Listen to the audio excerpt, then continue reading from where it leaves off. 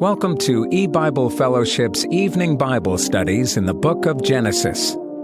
For more studies and information, visit ebiblefellowship.org. And now, with your Genesis study, here's your host and Bible teacher, Chris McCann. Good evening and welcome to E-Bible Fellowship's Bible study in the book of Genesis. Tonight is study number 9 of Genesis chapter 33, and we're going to begin reading in verse 11. Take, I pray thee, my blessing that is brought to thee, because God hath dealt graciously with me, and because I have enough. And he urged him, and he took it. And he said, Let us take our journey, and let us go, and I will go before thee. And he said unto him, My Lord knoweth that the children are tender, and the flocks and herds with young are with me. And if men should overdrive them one day, all the flock will die. Let my Lord, I pray thee, pass over before his servant, and I will lead on softly according as the cattle that goeth before me, and the children be able to endure, until I come unto my Lord, unto Seir. And Esau said, Let me now leave with thee some of the folk that are with me. And he said, What needeth it? Let me find grace in the sight of my Lord. So Esau returned that day on his way unto Seir, and Jacob journeyed to Succoth, and built him a house, and made booths for his cattle. Therefore the name of the place is called Succoth. And Jacob came to Shalem, a city of Shechem, which is in the land of Canaan, when he came from Padan Aram, and pitched his tent before the city. And we'll stop reading there.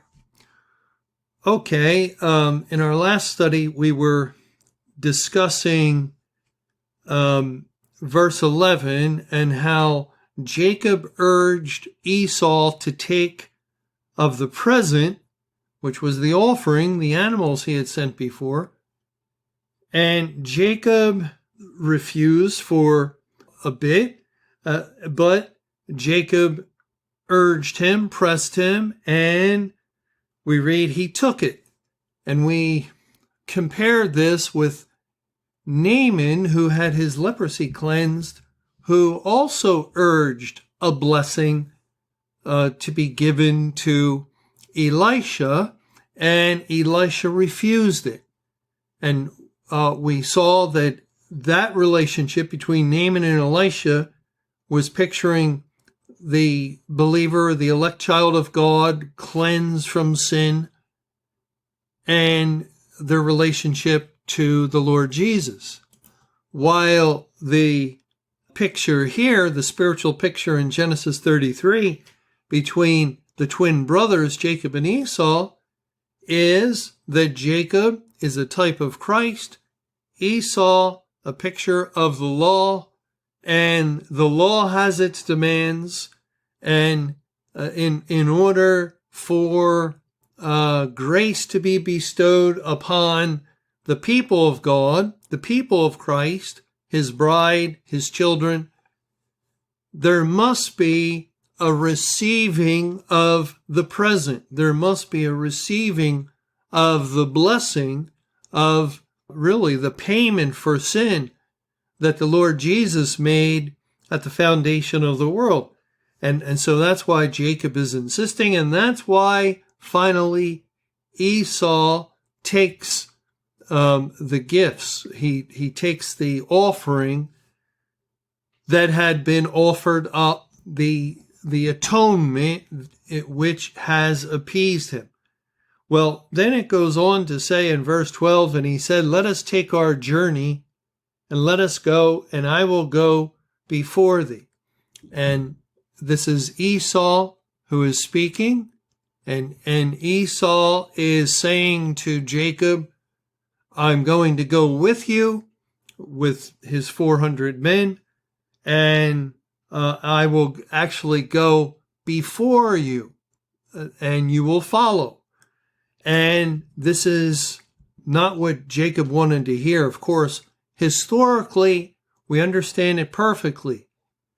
Jacob has been extremely fearful that his brother Esau has actually come to smite him, to take vengeance for what happened in the past 40 years earlier when Jacob deceived his father with his mother's help and obtain the blessing instead of Esau. While Esau was out hunting, Jacob came and pretended to be Esau, was wearing his raiment, had goat skins or animal skins, hairy skins put on the smooth of his neck and other areas of his body like Esau.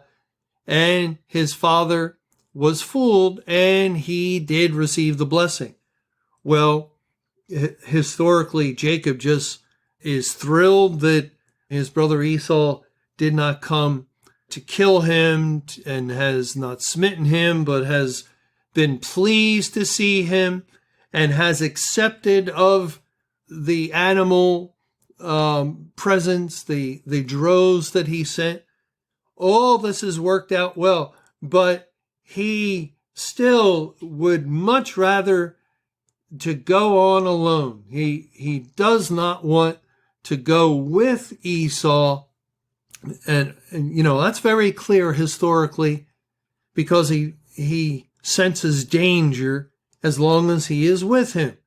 And so when Esau indicates and says, well, all right, time to take our journey, let's go, and we'll go before you, we'll protect you, we'll watch out for you, we have a whole army here. And anywhere in this world is a dangerous place, and it's certainly dangerous to travel with so many flocks. Raiders could come. It's understandable offer on the part of Esau, but it's also understandable why Jacob would turn it down. And so we read in verse 13, and he said unto him, My Lord knoweth that the children are tender, and the flocks and herds with young are with me. And if men should overdrive them one day, all the flock will die. Now, by the way, the word overdrive is a very unusual word, and I'm not sure I understand it. It's found 3 times in the Old Testament. It's Strong's number 1849, and it's translated overdrive in this verse. It's also found in Song of Solomon 5, verse 2, where the beloved knocketh. He knocketh at the door. The word knocketh is the same word, and it's found in Judges 19:22, when the men of the city beat at the door. And the word beat is this word overdrive. So, the Bible's not easy, and how God uses language is certainly not easy at times. And so here, when you try to substitute knock, the men should knock them or beat them would probably be the more understandable word. If men should beat them one day, all the flock will die. That is, driving them so hard. It's as though they would be beating them. Well, it goes on to say in verse 14, Let my Lord, I pray thee, pass over before his servant, and I will lead on softly, according as the cattle that goeth before me, and the children be able to endure, until I come unto my Lord unto Seir. And Esau said, Let me now leave with thee some of the folk that are with me. And he said, What needeth it? Let me find grace in the sight of my Lord. So Esau returned that day on his way unto Seir, and Jacob journeyed to Succoth. Not only did Jacob not want Esau and all 400 of his men to go before him, but when Esau tries to say, I'll leave some of the men, that are with me, Jacob doesn't want any of that either. He wants no connection at all with Esau or the people of Esau. And he says that his children are young, and some of them would have been young. We know Joseph would have been around just a few years old. Well, actually, Joseph was born when Jacob was 91, so Joseph would have been 9, the youngest. And some of the other children would have been in their 20s. And so it's not like they're toddlers, but this is what Jacob is telling his brother, that the children are young and the flocks and herds are with young, and they'll die. They'll die. All the flock will die if your men would lead them hard and beat them, trying to, go quickly. No, we have to go on softly. We have to go as the children are able to endure. We'll just go on at a very slow pace that, would slow you and your horsemen down. So you go on. And what's interesting is that it says in the end of verse 14, and the children be able to endure until I come unto my Lord unto Seir, as though that were his destination. Now, is this Jacob lying to his brother because he does not go to Seir? We read he goes to Succoth, and then he came to Shalem, a city of Shechem, which is in the land of Canaan. It did not go to Seir, to Edom.